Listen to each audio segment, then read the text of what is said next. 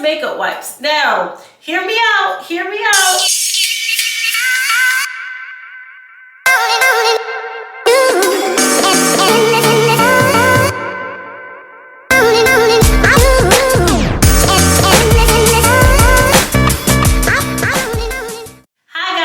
Welcome back to the channel. I'm Meagan if you're new. If you are a returning subscriber, welcome back. If you are a new subscriber, welcome to the channel, welcome to the family. I'm so glad to have you here. So today's video is going to be all about things or tools in your makeup kit that aren't necessarily makeup. So I figured this would be a great video. I did a what's in my makeup bag complexion products. If you haven't seen that video, I will link it up in the cards as well as in the description box. But then I got to thinking some other things that, you know, are in my makeup kit that would be useful if you are starting out with makeup and you're really trying to like navigate and figure it out. I did do a, you know, all about brushes that you need in your makeup kit, and I'll link that video as well. But let's get into today's video. Some things that I feel that you should have in your makeup kit. They aren't necessarily makeup, but they're gonna make this process and they're gonna make your makeup application that much easier. So the first thing that I would suggest is a moisturizer, a serum, and an eye cream. Now, I know you're like, well, isn't that skincare? And you know, wouldn't that? But I'm telling you, you should have this in your makeup kit because it's going to make the process, the application. We want to start our makeup with a nice base, right? So having an eye cream, because you are going to be putting on powders and different things like that. So you want to protect that skin under your eye. I am an advocate for protecting that skin, especially since I've always had, you know, like under eye, like circles, if you will. Like I said, even ever since I was, you know, like a child, I've always had them. So, you know, it's just something that's hereditary. But because of that, you know, that skin under your eye, around your eye, really is the most delicate and you want to protect it. So an eye cream is something that I would suggest. Also a moisturizer and a serum, because you want your skin to be nice and hydrated when you're prepping to put on your makeup, even before you get to primer.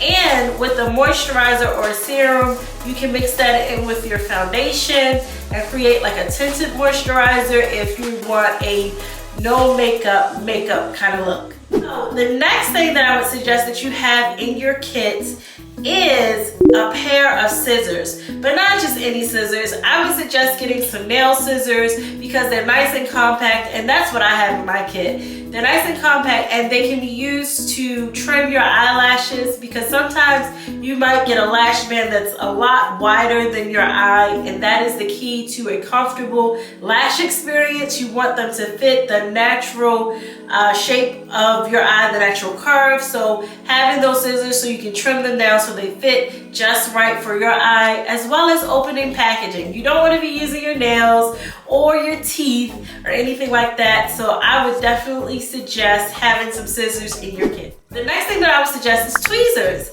Yes, tweezers. Tweezers can be used for applying your eyelashes. Also, it can help you get any, you know, like errant eyebrow hairs and just help you clean up your look. So I would definitely suggest investing in a good pair of tweezers. They don't have to be terribly expensive. I personally like the Anastasia Beverly Hills ones because of their slant, and I like the fact that they have enough slack and they get right in there, and you know, you can work with them. They're not too wide where, you know, like you don't have a lot of control when you're going to, you know, either apply a lash or, you know, like pluck an eyebrow hair or something like that. So I would suggest investing in a pair of tweezers. The next thing that I would suggest would be some eyelash, the eyelash tools to apply your lashes. Now some people would say, you know what, I can use my tweezers and that's fine too, but I have my tweezers as well as my eyelash strip tweezers, and they are specifically designed for your eyelashes because they help press the natural lash and the falsie together, and you know, they are created just for that. So I like to have those in my kit. Also, I like to have an eyelash curler. An eyelash curler is something that you absolutely need because you never know where you're gonna have to curl your lashes. Some people do it every day. Some people, do it, just depending on, what's going on.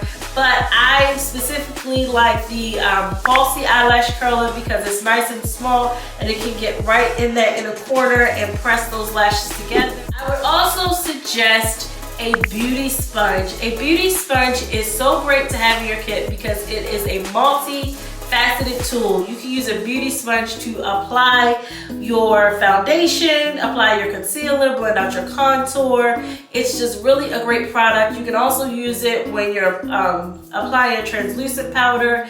It's just such a great product and it leaves a smooth finish. It does pick up a little bit more product. So what I do now is I use my beauty blender or my beauty sponge after applying foundation because I use a brush, and then just to make sure I have a really smooth canvas and to pick up any leftover product to make sure I don't have any blotches or any unevenness with the dispersion of the product. Additionally, I would suggest makeup wipes. Now, hear me out. Makeup wipes are good to have in your kit for obviously wiping makeup off, right? Wiping the makeup off your hands, as well as cleaning up like mistakes and stuff. So maybe you did an eyeliner and your line is too long. You can easily wipe that up without tugging on the skin. Now, when it comes to removing your makeup, like you're gonna remove a full face of makeup, do I suggest makeup wipes? Your traditional makeup wipes, I don't personally use them in that way. I like to use them like for little touches, like, oh, that liner's too, let me just clean that up a little bit. Or like I have makeup on my hand, let me just wipe that off or wipe off a product or something like that. But for my makeup removal process, if I'm removing a whole face, I'm definitely gonna reach for oil or something like that. The next thing that I would suggest to have in your kit is Q-tips. So that goes along with the makeup remover or makeup remover wipes because you can get right in there, and Q-tips are especially good, just coming from someone who does makeup on clients, especially bridal clients. They may get teary-eyed or their eyes may begin to water, and you can use that Q-tip to dab under your eye and catch the tear before it falls down on your makeup and leaves that tear streak all over your makeup and messes you up. Okay, so go ahead and keep a few Q-tips and keep them wrapped up because your makeup bag can get kind of messy and you don't want them to be contaminated, so make sure they're wrapped up. The next thing that I would suggest would be eyelash glue. Obviously you need lash glue to apply, but I would suggest having two different kinds. I would suggest a clear and a dark tone eyelash glue. I personally like to use a dark tone eyelash glue because when I put it on my lashes, 9 times out of 10, I am going to have a liner on with my lashes. So then I feel like the dark eyelash glue, it just goes ahead and it's camouflage with the liner as opposed to having a clear one. But I use my clear lash glue when I'm doing other things. So like for my birthday, I did a look where I added some gemstones to my eye makeup, and I used the clear lash glue for that. I also used the clear lash glue to set my eyebrows. So yeah, having both is a game changer, and it's something that you definitely should keep in mind when you are shopping for your kit, or just keeping your makeup up to date, keeping your makeup kit up to date. The next thing that I would suggest is the powder puff. So the triangular powder puff, I know it's been viral on TikTok. If you haven't, go ahead and follow me over there. I'm at Meagan TV on TikTok as well. But the powder puff is really great for for applying translucent powder, and you can get a ton of them in a pack on Amazon. They're really inexpensive and they wash up well, so they do have a longer shelf life, and I just really like them. They maintain their softness, they pick up the product well. You can use them for translucent powder, like I said, or your face powder when you're finishing up your face and setting it. So yeah, it's truly a great investment. The next thing that I would suggest that you might not think about is a pencil sharpener. but a makeup pencil sharpener, okay? You want to get one that's specifically designed for makeup so that you are keeping in mind not to ruin your makeup pencils. You did spent all this money, you invested in your products, you want to maintain them and take care of them. And if you notice, if like, hey, I'm sharpening my pencil, I'm having to keep sharpening it, look at the sharpener that you're using, because sometimes it just may be the sharpener and it's causing the fibers in the makeup pencil to split, which is then causing the product to push out, and then you're ruining your pencil, or you're sharpening and you're like, this is a brand new pencil and now I'm down to half and I really haven't even used it. So be in mind to get a makeup sharpener. They sell them at Ulta, they sell them at Sephora, and then of course like different brands sell their specific ones as well, and they're fairly inexpensive just depending on where you purchase them. But make sure you invest in a makeup pencil sharpener. That's the last thing that I have for you as far as things in your makeup kit that are necessary just to make your application smoother, make the process go a little faster.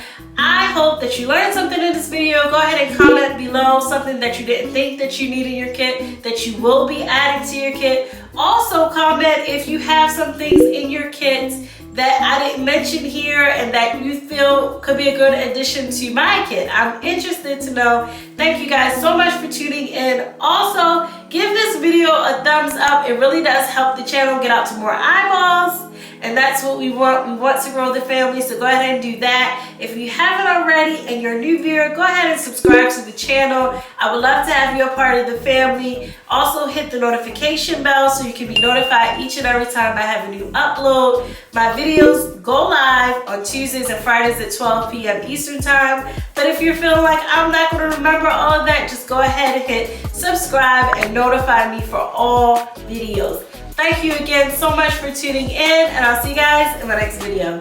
Mwah! Bye!